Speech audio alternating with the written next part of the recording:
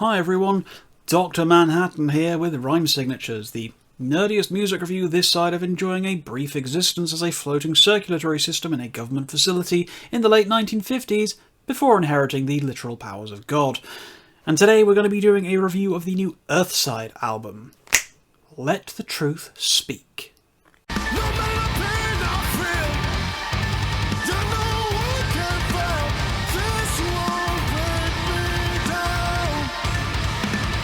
There are times in my life when I've been listening to something that words quite frankly escape me. Some records I've experienced in my time on this earth almost defy description, and all I can adequately articulate in response to the experience is a drawn-out, strangled noise of utter bewilderment as to what I've just been exposed to. I've only ever had this experience a handful of times, and each time that it's happened I've known in my heart of hearts that the record has irreversibly altered my musical DNA. It has ruined other albums for me and made it difficult to even consider listening to anything else for months afterwards. Haken's Aquarius did this to me, as did Dream Theater's Metropolis Part 2 and Neil Morse's Sola Scriptura. And now Earthside's Let the Truth Speak has its turn on this lofty pedestal, and I feel like music will never be the same for me ever again. So, a little history for those who aren't aware of Earthside, or who might have passed them by the first time round. In 2015, a little-known band of musically gifted individuals graced us with their debut album A Dream in Static, and it was widely regarded as one of the most exciting and original-sounding records within the progressive metal landscape at the time of its release. It was wide, sweeping, all-encompassing, and exciting in its themes, attitudes, and flavours. If I was reviewing music back then, it most likely would have been my record of the year, and it is easily a top 5 album of the 2010s for me. It felt virtually faultless, and I was endlessly excited to see what these fine fellows would come up with next. So I waited, and waited, and waited, and waited, and waited. And as time continued to pass, it felt like Earthside were going to go the way of the likes of Native Construct by giving us one of the best modern progressive metal albums ever, and then disappearing into the ether, never to be heard or seen from again.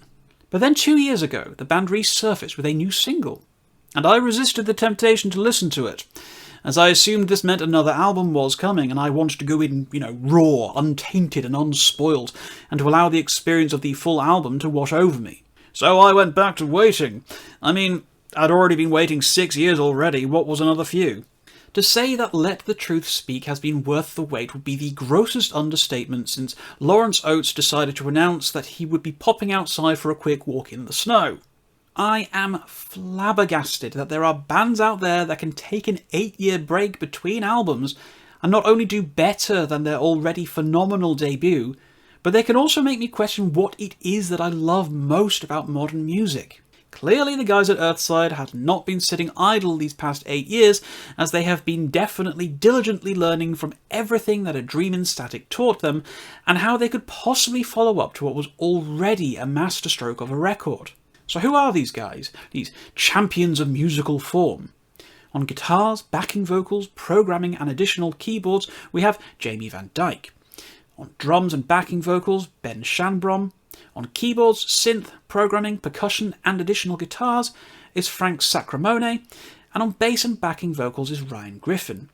And as you can probably guess from the amount of duties covered here by just these 4 guys, no one is a slouch in their respective department, and to describe Earthside as a musician's band would not be an unjust label to whip out.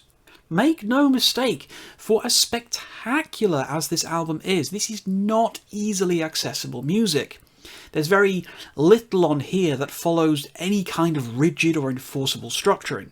This is very much music that's been written with the journey and overall cinematic vision in mind, rather than focusing on the smaller, more individual moments. Let the Truth Speak is a gargantuan 78 minutes long, but you will not feel that length at all. Earthside have done a remarkable job of making an album as long as this is feel positively brief in the mind's eye. This is largely down to how endlessly compelling the record is. There's never any part of the experience where I wasn't thrilled, where I was bored or otherwise wishing that the band would just reach the point. There's massive post-rock inspired spaces where the dense and multifaceted instrumentation is allowed plenty of space to breathe and expand upon itself, giving a sensation of enormous sprawling vistas of sound. This is especially true in the nearly 12-minute long instrumental piece and album highlight Watching the Earth Sink, which made me feel like I was being taken on a journey across a vast, desolate wilderness, empty and devoid of life and feeling, but with a sumptuous and tangible atmosphere that you could cut with a knife.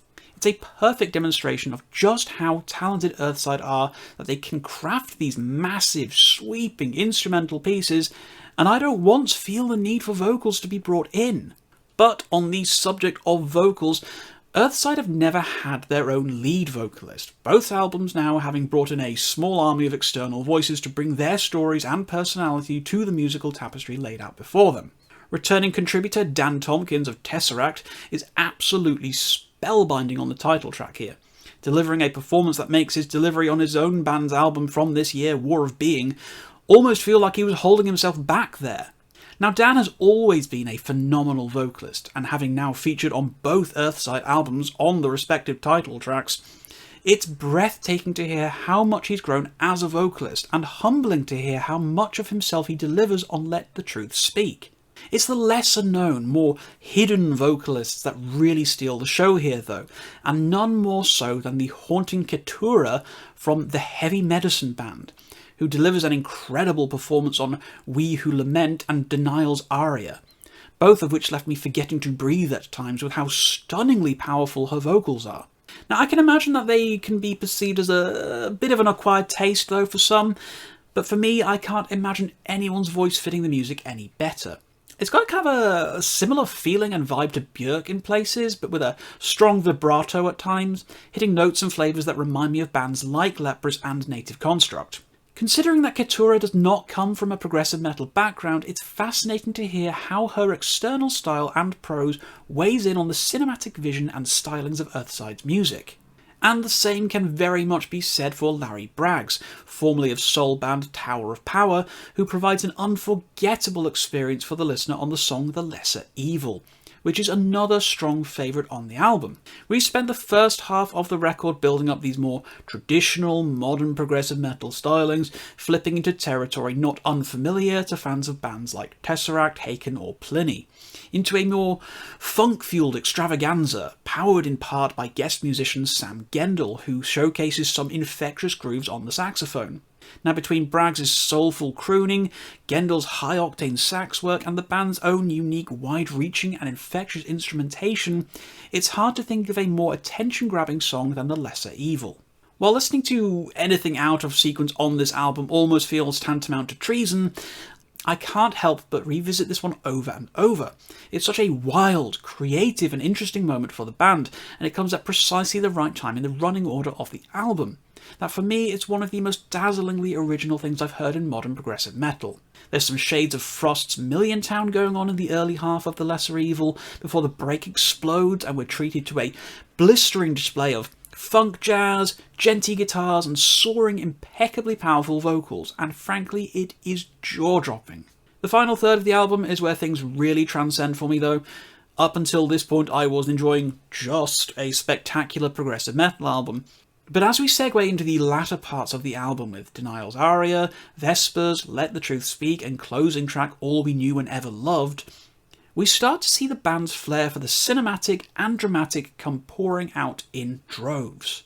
Now, I've mentioned Keturah's contributions on Denial's aria already in this review, but it's worth mentioning again.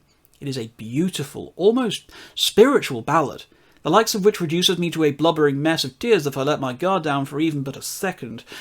But it's when the sinister segue track of Vespers kicks in, as we move into the final 20 minutes of the album, that I feel the knockout blow that Earthside have been saving up for the listener.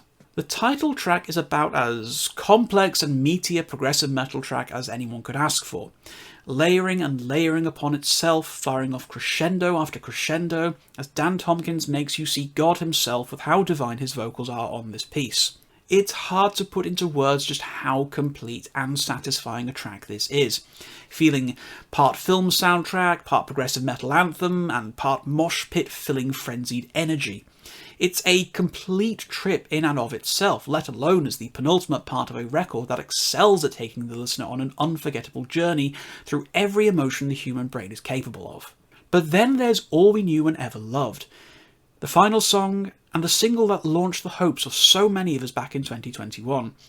And in context, after nearly 70 minutes of music prior to it, it feels so utterly, completely, ridiculously climactic. The gigantic church organs, the wall of sound, the sinister vibe, it all comes across as the soundtrack to the final sequence of a big-budget Christopher Nolan epic. It feels like music to fight God to, to blast through a stained glass window in a Gothic cathedral while being pursued by fallen angels. And then it's quiet, gentle, delicate and thoughtful, as the band allows the ideas and themes within to grow organically, never feeling forced or rushed. This is the cake topper on a huge, indulgent labour of love. There's such a sense of finality to this song. It's the climax of climaxes, and the drum battle between Ben Shanbrom and Leprous' Bard Kolstad is nothing short of witnessing the forces of heaven and hell clash, dance and intertwine with each other at the end of days. It is absolutely heart-stopping and one of the best closing songs of any album from the last 10 years, but absolutely needs the context of the whole album behind it for the full force of its impact to be felt. So, what else can I say about Earthside's Let the Truth Speak? To say that this album has annihilated me would only be scraping the surface of things. I've laughed, I've cried, I've felt joy, pain, fear, anger and delight across its lengthy runtime. I wouldn't cut a single second or moment from the experience. I've so rarely encountered a record that feels this full, this satisfying and complete, and it has been such a joy to experience this album over and over again. I can confidently say that this is one of the most extraordinary albums in a year that's been full of them.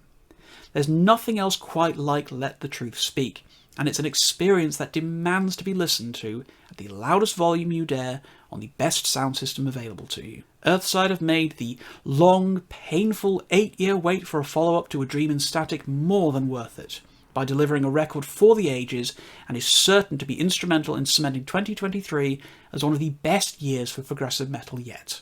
Do not let this one pass you by.